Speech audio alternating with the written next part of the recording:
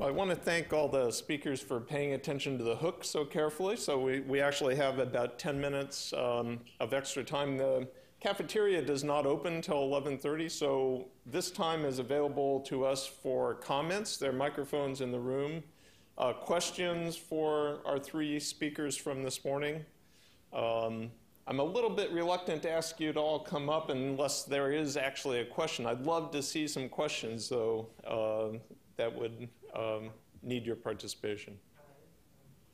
Anybody? Comment or questions for our speakers? There are microphones here in the middle of the room. We've got a volunteer. I'll give you the shot. Give us your name and where you're from, and then go ahead. Sure. Eric Chetkin, Harvard University. This is for Philip Stark. I enjoy your presentation very much. I think it sets the ground very well for the rest of the meeting. I just had two comments/questions, which is, one, you presented the randomized trial as sort of the gold standard, but as we very well know, there is no such thing as a randomized trial. There are all kinds of complications that arise, missing data, non-compliance among them, and I wonder if you could comment on that in fact most randomized trials end up being observational studies. The second comment I wanted to make was about the comment about DAGs and the assumption that all common causes are represented under the DAG. In the past 5 to 6 years, there's been an extension of that theory, so-called ADMG, acyclic directed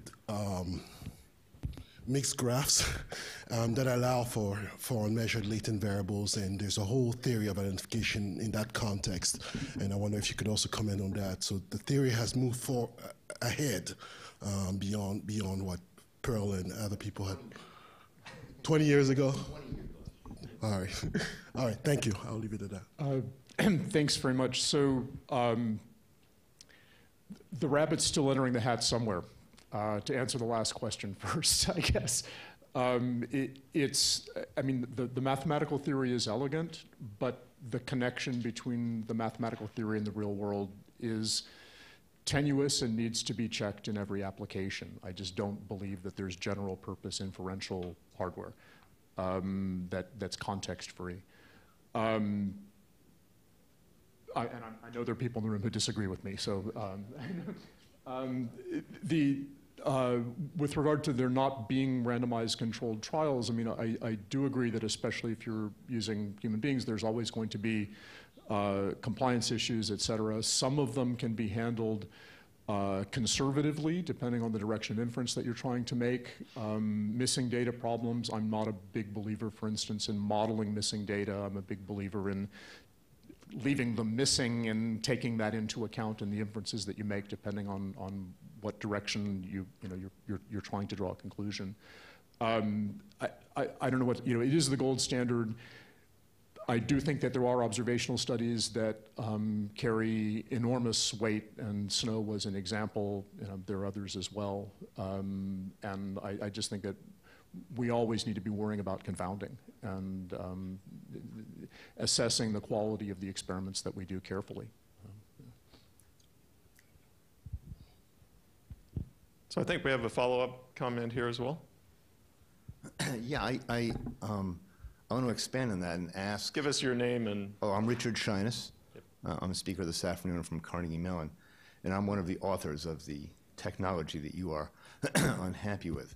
So first, let me say that I think there is no conflict, and there's something odd, straw-manish going on here, because nobody from the community I'm in who does anything like algorithmic discovery believes that you're doing things assumption-free. There's lots of assumptions that have to go into it. The variables you measure have to be defined in such a way that causation is plausible. There's all kinds of other assumptions that one makes parametrically about doing any tests, et cetera, et cetera, et cetera. So I think that everybody's on the same page of you can't possibly pull a rabbit out of a hat with no rabbits. So that said, I think the spirit of the work is and always has been, instead of trying to determine a particular exact causal relationship, is trying to get us suggestions for relationships that the data actually provide evidence for. And then I think your suggestion, which I fully agree with, that we always follow it up with an experiment or a set of experiments, and the problems in doing experiments in certain domains where there's bad stuff like tobacco is legion. But I think that's a part and parcel of the whole paradigm. So I don't think there's any disagreement. But what I'm really confused about is this perspective that there is no general inferential tool, or there is no general inferential tool that does anything to help us with causality.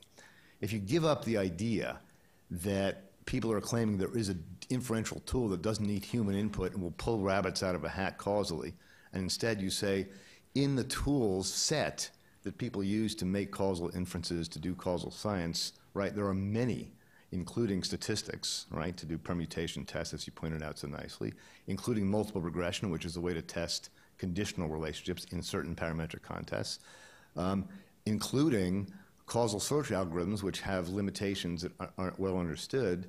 But if one pulls away from the idea that the claim is that causation is being pulled out of a hat, and instead says, this is another tool that's giving us a way to say what the evidence we have and the assumptions we're willing to make, what it will tell us or not tell us about causation, I don't see we have any conflict. So I mean, this is an argument, and I'll talk more about this afternoon, that we had with your mentor, let's see, 17, this is 35 years ago now. So it's a long, no, 25 years ago. It's an awful long time. So I'm still utterly puzzled about why we have this conflict. There is no conflict. Any response to that, or?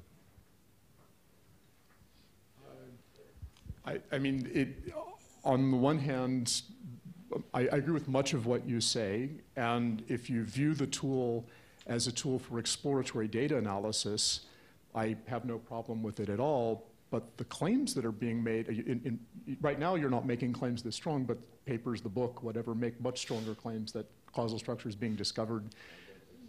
Okay, all right. Fine. Withdraw. Okay, we have time for 1 minute of comment here.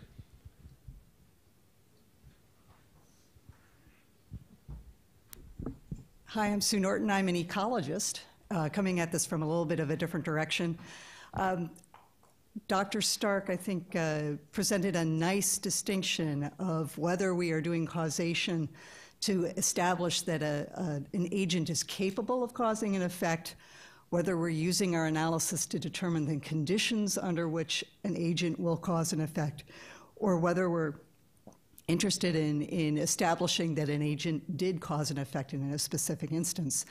And I would like to see our group be careful about distinguishing the purpose for what we're trying to do our analyses for throughout the day. I think that would be helpful. That's my comment.